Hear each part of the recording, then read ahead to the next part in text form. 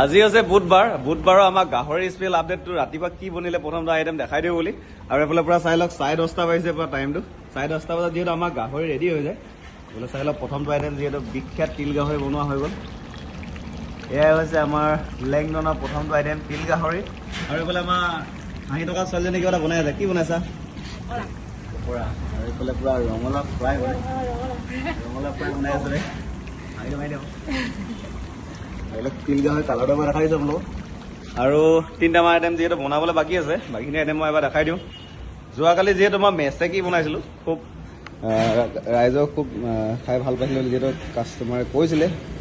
বোলে চাই লওঁ আজিও সেইকাৰণে মেচেকি আনি থৈছোঁ বনাবলৈ বুলি এইফালে লাই শাক আৰু এইফালে এলিফেণ্ট আপেল মানে বুজি পাইছে চাগে আৰু ঔটেঙা